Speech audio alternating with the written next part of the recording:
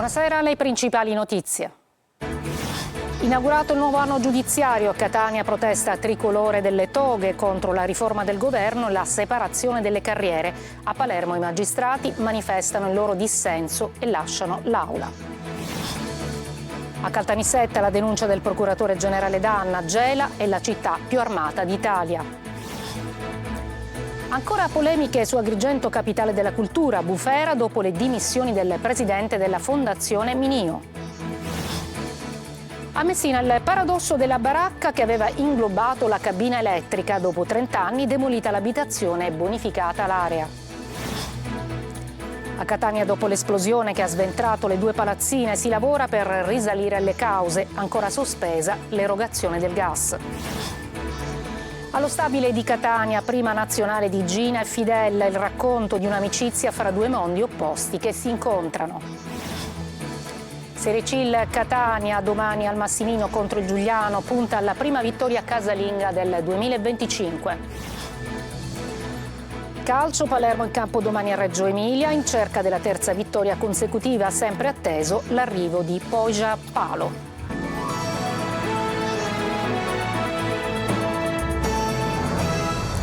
Eccoci dunque, buonasera. A Catania è inaugurato l'anno giudiziario 2025 tra carenze di organico e nuove prospettive. Il procuratore Zuccaro dice: la mancanza di strutture ci limita.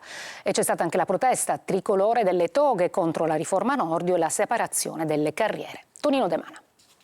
La protesta dell'Associazione Nazionale Magistrati sulla scalinata del Tribunale tra coccarde, ombrelli, cartelli tricolore, da Pertini a Sturzo, da Calamandrei a Benigni, l'esibizione musicale dei migliori talenti delle scuole etnee e l'immancabile Inno di Mameli. Si è aperto così a Catania l'anno giudiziario 2025, un momento istituzionale di confronto tra criticità, carenze di organico e nuove prospettive.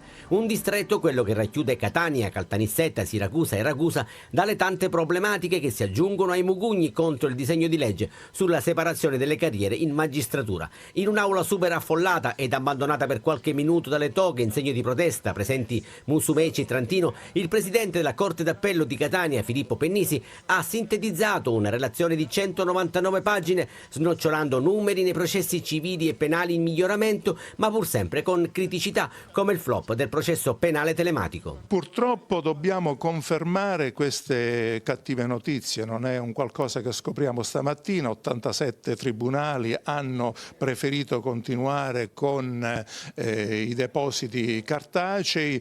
Nonostante le carenze di organico, 15% in meno a Catania, la media nazionale è del 17%, le performance sono in miglioramento per il procuratore generale Carmelo Zuccaro. Devo registrare con abbastanza piacere e soddisfazione il fatto che stiamo riducendo le pendenze, in linea d'altra parte con quello che è l'andamento su tutto il territorio nazionale. Quanto vi limita la carenza strutturale, e mi riferisco all'edilizia giudiziaria?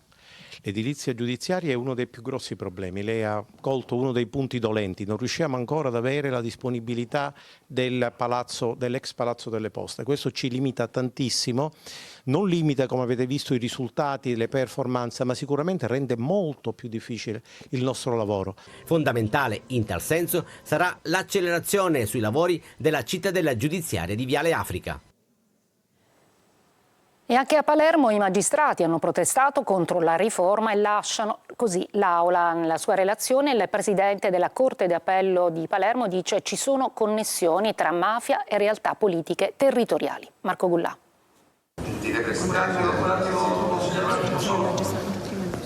Anche i magistrati di Palermo abbandonano l'aula magna del Tribunale in occasione dell'inaugurazione dell'anno giudiziario, quando ha cominciato a parlare il rappresentante del Ministro della Giustizia, in questo caso Alessandro Buccino Grimaldi. Dall'aula sono usciti soprattutto quei magistrati che si sono presentati con le toghe e la Costituzione in mano. Hanno così manifestato il proprio dissenso rispetto al progetto di riforma della giustizia promosso dal governo. Questo per accendere i riflettori su una riforma che avrà effetti nefasti anzitutto proprio nei confronti dei cittadini, una minore qualità della giustizia, una minore risposta dell'azione giudiziaria e soprattutto in questo territorio che ha già pagato un prezzo altissimo. Nel corso della sua relazione, il presidente della Corte d'Appello di Palermo, Matteo Frasca Polara, ha detto: le indagini e i processi degli ultimi anni evidenziano come Cosa Nostra sia rimasta perfettamente attiva, con sempre nuovi referenti per le proprie esigenze di controllo del territorio. La presenza criminale della mafia, aggiunge in modo netto il magistrato, è ancora oggi particolarmente attiva ed economicamente florida. Ci sono connessioni esistenti tra la locale criminalità di stampo mafioso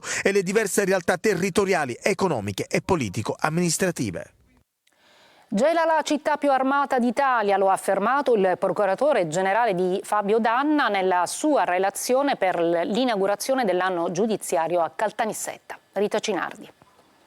Le stragi del 92 e la pericolosità del mandamento di Gela, descritta come la città più armata d'Italia. Questi temi da attenzionare per quanto riguarda la criminalità organizzata nel distretto di Corte d'Appello di Caltanissetta, al Palazzo di Giustizia di Via Libertà, dove questa mattina i magistrati dell'ANM, così come i loro colleghi di altre città, hanno protestato lasciando l'aula al momento dell'intervento della rappresentante del Ministero della Giustizia. Si è parlato anche di criminalità organizzata. Il procuratore generale Fabio D'Anna ha ribadito l'importanza delle indagini sulle stragi del 92, in cui morirono i giudici Falcone e Borsellino e gli agenti delle scorte, per poi fare un passaggio su Gela, ritenuta dalla procura di Caltanissetta una delle città più armate d'Italia, se si considera il dato in relazione al numero degli abitanti che vi risiedono. In particolare il procuratore D'Anna ha parlato di una mafia alla corleonese che ancora resiste proprio sul territorio di Gela. Ho mutuato questa espressione soprattutto dall'intervento del dottor De Luca, il procuratore distrettuale, ed è il frutto, diciamo, dei risultati di una serie di indagini che hanno consentito di acclarare la pericolosità di questi gruppi mafiosi, Cosa Nostra e Stiti, che ancora operano sul territorio e che non solo fanno estorsioni, non solo si occupano di traffico di sostanze stupefacenti, ma soprattutto hanno una grandissima disponibilità di armi anche di un certo spessore. Infatti abbiamo trovato dei Kalashnikov, che sono le armi utilizzate in passato per compiere degli attentati e degli omicidi eccellenti. Disposto l'arresto Paolo Aurelio Errante Parrino, uno degli indagati della maxi inchiesta sull'alleanza delle tre mafie, non si trova e risulterebbe irreperibile. Secondo gli inquirenti, Parrino, collegato al clan di Castelvetrano, sarebbe stato il punto di raccordo in Lombardia e avrebbe anche fornito affiliati di Cosa Nostra, 'Ndrangheta e Camorra e il capo dei capi, suo cugino Matteo Messina Denaro. Adesso a Palermo 3 attacchi lampo a colpi di pietra ad altrettanti mezzi del trasporto pubblico urbano nelle ultime 72 ore. 3 autobus danneggiati da teppisti improvvisati. Adesso l'AMAT, l'azienda trasporto della città, chiede l'aiuto al prefetto Manlio Viola. E allarme attacchi agli autobus di Palermo a colpi di pietra, vere e proprie sassaiole contro i mezzi in servizio, con danneggiamento di parabrezza, porte e finestrini e con grande paura e rischio per autisti e passeggeri. Sono già 3 i casi che sono stati denunciati, l'ultimo assalto nel pomeriggio di ieri, venerdì 24 gennaio in via Papa Sergio, presa di mira una vettura della linea 731 raggiunta da una pioggia di sassi che ha causato la rottura del parabrezza anteriore. Fortunatamente i danni si sono limitati alla vettura, nessun ferito a bordo ma solo spavento per passeggeri e autista. Nelle 48 ore precedenti altre 2 vetture erano state colpite da pietre in aree diverse della città. Si è trattato di una vettura della linea 246 colpita alle portiere, mentre l'autobus era ferma al capolinea. Sono stati rotti alcuni finestrini laterali e danneggiate le porte scorrevoli. Il giorno precedente era toccato a un mezzo della linea 108 che invece era in movimento nei pressi dell'ospedale civico. È stato raggiunto da una pioggia di sassi che ha colpito i finestrini laterali ma dal lato opposto rispetto alle porte. Per i primi 2 danneggiamenti si cercano 8 ragazzini, mentre per l'ultimo episodio la polizia ha acquisito i filmati di sicurezza del bus e delle telecamere degli esercizi commerciali della zona. Il presidente dell'AMAT, Giuseppe Mistretta, ha chiesto al prefetto di Palermo maggiori controlli e interventi per risalire ai teppisti. Agrigento, capitale della cultura, ancora crisi e polemiche dopo le dimissioni del presidente della Fondazione Minio, Davide Sardo. Le dimissioni di Giacomo Minio, presidente della Fondazione Agrigento 2025, scuotono la politica regionale. Minio ha dichiarato di aver lasciato l'incarico su richiesta del sindaco Franco Miccichè, motivando la scelta con un avvicendamento politico. Giacomo Minio ha aggiunto: «Ho sempre lavorato con dedizione nell'esclusivo interesse di Agrigento e del progetto Capitale Italiana della Cultura. Accolgo questa richiesta con rammarico, ma con la serenità di chi ha operato con trasparenza e passione per valorizzare il territorio». Una spiegazione che ha acceso le critiche delle opposizioni, secondo cui la fondazione sarebbe ostaggio di logiche di potere potere. Dal Partito Democratico il vicepresidente all'Ars Giambona denuncia un valzer di poltrone umilia Agrigento. La deputata nazionale Giovanna Iacono rincara la capitale della cultura è nelle mani del centrodestra. Il sindaco Franco Micichè si è limitato a ringraziare Minio per il lavoro svolto, mentre cresce l'attesa per il nome del successore, con lo sguardo puntato su Palermo e sul presidente della regione Renato Schifani. Molti ritengono che sia lui a orientare il futuro della fondazione, ormai di fatto commissariata. Adesso a Messina, in una delle tante baraccopoli della città, c'era una cabina dell'Enel che serviva la zona. Gli operai, per accedervi, pensate, dovevano entrare in una di queste baracche che adesso è stata abbattuta. Ma sentiamo tutta la storia. Francesco Triolo. Era stata definita la baracca del paradosso, uno dei simboli dell'anarchia che ha permesso nel disinteresse gli sfregi al territorio ed uno dei paradossi che si è protratto per 3 decenni. Costruita in via Rosso da Messina attorno ad una cabina dell'Enel di trasformazione della media e bassa tensione, una serie di casupole che avevano inglobato quella struttura di distribuzione dell'energia elettrica che serviva a buona parte della zona, al villaggio Aldisio, 2 passi dal Policlinico Universitario. Basti pensare che gli operai e gli addetti ai lavori potevano accedere alla cabina in caso di guasto solo entrando all'interno della baracca in una delle stanze. Una gestione della demolizione complicata ed un lavoro che adesso è stato portato a compimento grazie alla sinergia tra l'ufficio del commissario al risanamento e il direttore provinciale dell'Enel, l'ingegner Francesco Vescio. Così dopo oltre 30 anni quella cabina Enel è stata finalmente liberata, con le ruspe che hanno abbattuto tutto su disposizione dell'ufficio commissariale che prima ha assegnato un alloggio alla famiglia che la occupava. Il pattugliatore Cassiopea è pronto per ripartire verso i porti albanesi per il terzo trasferimento di migranti dall'isola di Lampedusa. Tra polemiche e interpretazioni di sentenze, il governo italiano rilancia il piano Albania per i richiedenti asilo. Sentiamo Orazio Longo. In attesa che in primavera si esprima la Corte Europea di Giustizia sulla materia dei paesi sicuri, riparte il piano Albania a seguire l'annuncio di dicembre del governo italiano che aveva giudicato favorevolmente una sentenza della Corte di Cassazione contrastata però nella sua interpretazione da opposizione e esperti dell'Associazione Studi Giuridici sull'immigrazione. Secondo fonti ANSA sarebbero ripresi i trasferimenti dei migranti dal Mar Mediterraneo all'Albania in base al protocollo stipulato con Tirana. Nelle ultime ore ci sono state 2 operazioni di trasbordo di migranti sul Cassiopea, il pattugliatore della Marina Militare che staziona al largo di Lampedusa, per il terzo trasferimento di richiedenti asilo in terra albanese, dopo i primi 2 di ottobre e novembre, quando in 20 furono portati nei centri di Schengen e Jader per poi essere liberati dai giudici del Tribunale di Roma che bocciarono i trattenimenti.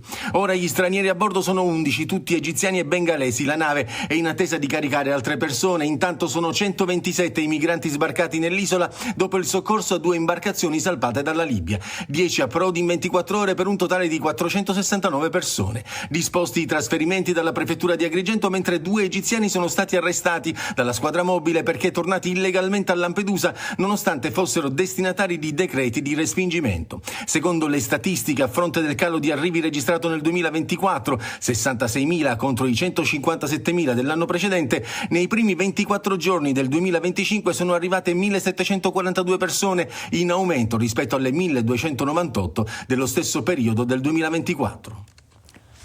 A Catania la polizia ha arrestato un 27enne per spaccio di sostanza stupefacente fermato per un controllo mentre camminava a piedi in via Capopassero nel quartiere di San Giovanni Galermo. Alla vista dei poliziotti ha tentato di disfarsi di una rice trasmittente e 2 buste di plastica con dosi di cocaina e marijuana. Una breve pausa, poi andremo a Catania nel quartiere di San Giovanni Galermo a 4 giorni dalla terribile esplosione che ha distrutto 2 palazzine.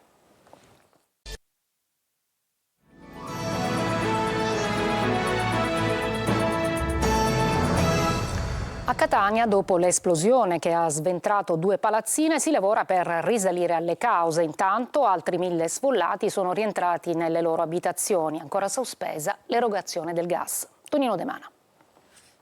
Si lavora sulle cause dell'esplosione con la Procura di Catania che indaga per disastro colposo, mentre pian piano gli sfollati di Trappeto Nord fanno rientro nelle rispettive abitazioni che finalmente sono con la luce, ma purtroppo restano ancora senza gas. Riflettori puntati sulla zona rossa, l'unica rimasta off limits, con presidi fissi delle forze dell'ordine impegnate anche contro attività di sciacallaggio. Sono 72 le persone rimaste senza casa, alloggi e quel che resta, che ricadono tra le vie Fratelli Gualandi dal Civico 1 al 23, via Carmelina Salanitro e Gesa Kerzes. Per loro, riprotezione in un villaggio turistico della Playa in attesa di tempi migliori, con la protezione civile che si sta facendo carico per offrire aiuto ed assistenza. Per gli altri, lento ritorno alla normalità con Catania Rete Gas che continua ad effettuare verifiche e sondaggi nelle tubature. La sensazione è che serviranno almeno altre 48-60 ore per l'erogazione del gas. Intanto, sta meglio l'operaio ferito ieri mattina durante le operazioni di sbancamento, mentre le macerie rimosse sono state raccolte e convogliate in un deposito per i successivi accertamenti scientifici. Al Teatro Stabile di Catania, per la prima volta in Italia, va in scena Gina e Fidel, il racconto di un'amicizia apparentemente impossibile con due mondi completamente opposti che si incontrano. Le musiche sono del maestro Vince Tempera. Desiree Ferlito. Il Teatro Stabile di Catania porta per la prima volta in scena in Italia Gina e Fidel. Nel testo dello spettacolo, che è tratto dal testo dello scrittore e drammaturgo ungherese Zsolt Pozsugai, con la regia di Claudio Di Palma, viene raccontato l'incontro nel 1974 a L'Avana fra Gina Lollobrigida e Fidel Castro per realizzare un'intervista per la televisione italiana che fu poi distrutta. Il racconto di un'amicizia apparentemente impossibile con due mondi completamente opposti che si incontrano. Un avvocato di formazione gesuita che si è trasformato in un dittatore e un'attrice di fama mondiale che ha abbandonato di sua spontanea volontà il cinema. Protagonisti sul palco Emanuela Muni, che interpreterà Gina Lollobrigida, e lo stesso regista Claudio Di Palma nel ruolo di Fidel Castro. Le musiche sono state composte dal maestro Vince Tempera. I ritmi cubani sono dentro di noi, capito? Quindi rum e ritmo cubano, questo mi ha ispirato Fidel. Che ci restituisce un'immagine intima e insolita di queste due grandissime personalità.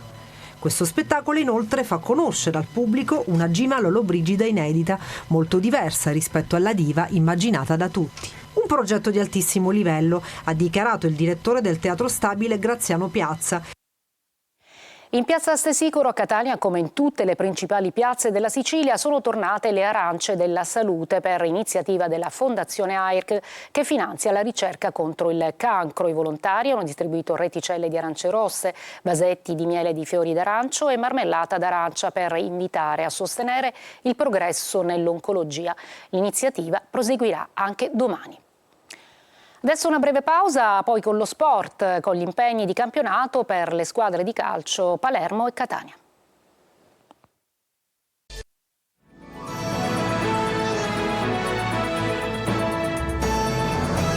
Il calcio Serie B, il Palermo attende il colpo Pogiampalo e intanto incombe il campionato. Domani rosanero di scena a Reggio Emilia. Dionisi va a caccia della terza vittoria consecutiva. Marco Gullà.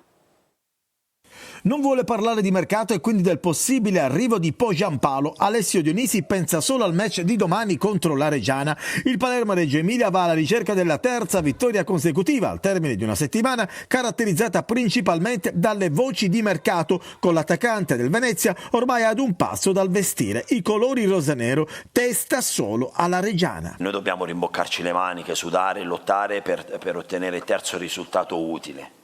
Punto. Non diamo per scontato nulla perché non siamo mai riusciti a dar continuità, quindi, o perlomeno pochissimo, quindi dobbiamo lottarci, sudare, veramente rimboccarci le maniche per ottenere il terzo risultato utile, sarebbe già una cosa importante. Dionisi ha già fatto intendere che non ci saranno cambi rispetto all'11 che ha battuto domenica scorsa la Juve Stabia. Brunori e Leduaron flirtano sempre più, c'è feeling, e domani saranno ancora una volta titolari. A centrocampo Pierozzi e Lund dovrebbero agire sulle fasce, al centro spazio a Segre come mezzala destra, Gomez, Perno centrale e Ranocchia mezzala sinistra. Non c'è spazio per Di Francesco, il nuovo modulo lo penalizza. Nella Reggiana c'è Gondò in avanti con Vergara e Portanova a supporto.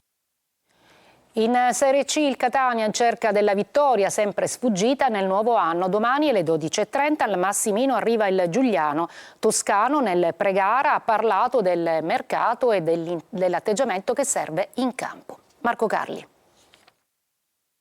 Al Massimino un'altra opportunità, quelle finora spesso non raccolte. Un punto nelle ultime 3, la fragilità che deve trasformarsi in qualcosa di diverso, le settimane che corrono. Ma ad ogni weekend, almeno sul campo, c'è un'altra possibilità per riemergere, in attesa, per dirla con Toscano, che il mercato possa dare una mano a cambiare l'inerzia di una stagione nata male e che sta proseguendo sulla stessa linea, logorando i tifosi. Intanto il tecnico ribadisce cosa serve per rinforzare la squadra.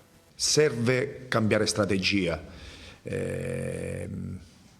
Più giovani, più prospettiva, più freschezza, più dinamicità, più intensità, più motivazione. L'opportunità di questa settimana si chiama Giuliano, squadra che ha pressappoco lo stesso ruolino di marcia del Catania. Bisognerà dimostrare che il punto di Picerno non è un brodino, ma un tentativo di ripresa. In campo Dini con Farroni out, Jimenez è riportato sulla tre quarti dopo la partenza di Carpani. Toscano chiede alla squadra un salto di qualità nel controllo della partita.